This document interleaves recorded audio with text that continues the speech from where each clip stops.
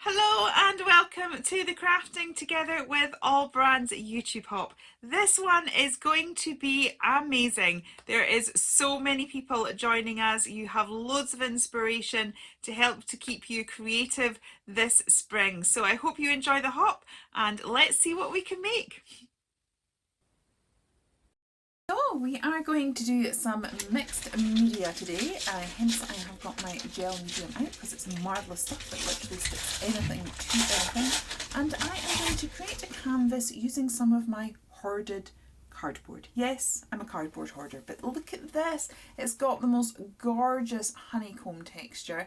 And so I just had to play with it. I still have a little piece left, so I still have some more left for future projects, but I just think this is going to give the most gorgeous texture. So I am doing what I can to reveal the texture, and also I want it to look quite organic, like natural honeycomb. So I'm trying not to have straight edges apart from where it sits to the edge of the canvas. Once I'd got the pieces how I liked them, I then stuck them down onto my canvas using gel medium, and that is what we can see occurring here. So let's talk about this hop a little bit. This is the Crafting Together with All Brands YouTube hop. We have a Facebook group that has lots of lives in it on a daily basis, and a lot of the people that are doing the lives are also participating in this hop. Now this month we have loads and loads of inspiration for you. So once you've done watching this video, please do check out the description box below, because you will find links to lots of different channels, and there will be all sorts of things, all sorts of styles, all sorts of crafting hints and tips and know-how, all with a spring theme. I can't wait to hop along, and I'm sure you'll be inspired.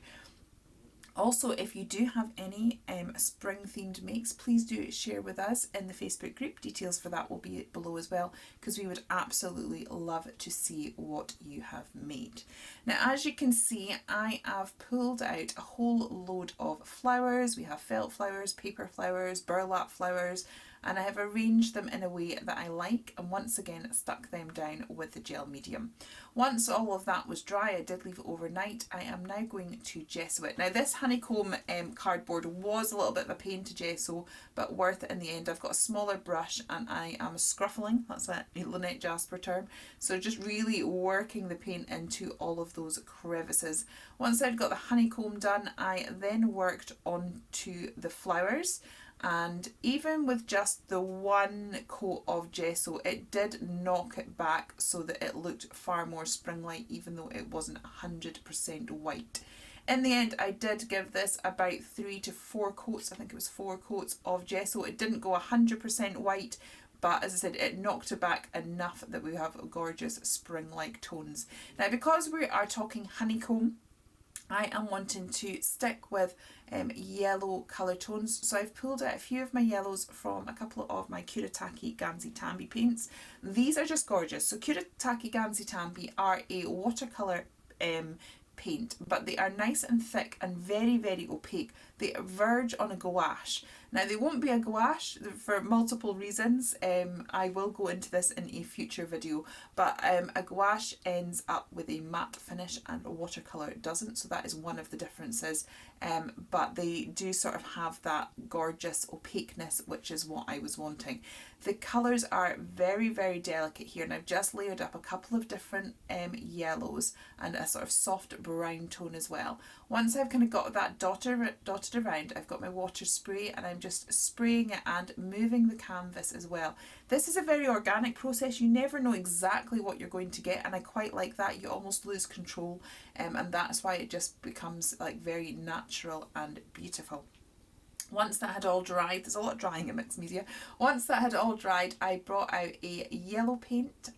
This is Indigo Blue Banana, and I brought out, it's a Pebbio Gold. And I'm sort of dipping my brush between the yellow and the gold and dry brushing. So I'm just sort of showing up the texture of all of the elements. Again, once that's dry, I now have some souffle. What I was wanting to do here was kind of pop it into those honeycomb areas so it almost looks like the project is dripping with honey. Souffle, unfortunately, is not a product that's on the market anymore, but you can get something very similar from the Dirty Gertie range, and they have the shimmer shots. So if you're looking for something similar, you can get that, or you can mix a gel medium with some mica and some glitter and you will get something similar as well. So I am just adding this into the various honeycomb areas, and again, because I kind of want this idea of honey just sitting in there. I've just realised that my fridge is making a gurgling noise, so I really hope that's not coming up in the voiceover. I do apologise if it is. I've now switched to my brush because you can get a very subtle sparkle with this. So although I wanted the big dollops in the honeycomb, I did sort of want to kind of include this soft sparkle across the rest of the project. So I'm getting my brush and just adding it to various areas within the canvas, and that is all of that sparkle done. And then you do need to leave that overnight to dry. It's a product that has best dried naturally. So I have taken some of my gorgeous little bumblebees from the Bumblebuzz collection. This is from the digital collection, so these are all pre-coloured images, but they had that soft spring-like feel, so I really felt that I wanted to use them.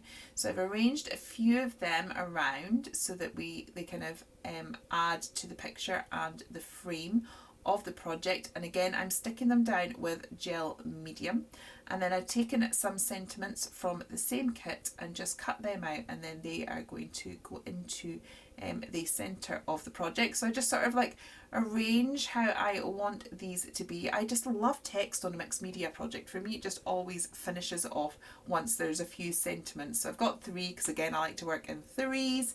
And then to bring it all together, I want to add some pink splashes. So again, using this gorgeous Kuratake Gansi paint to get, I was just really activating it there and adding quite a few splatters, and it's going to bring those 2 colour tones of the overall project together. So I've just protected the bumblebees and the words so that we don't end up with any like awkward splashes. And here is the project all finished.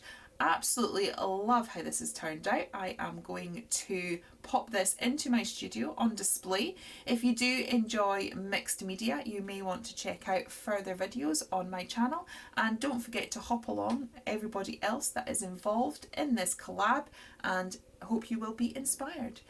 Crafty hugs, and I will see you again next time.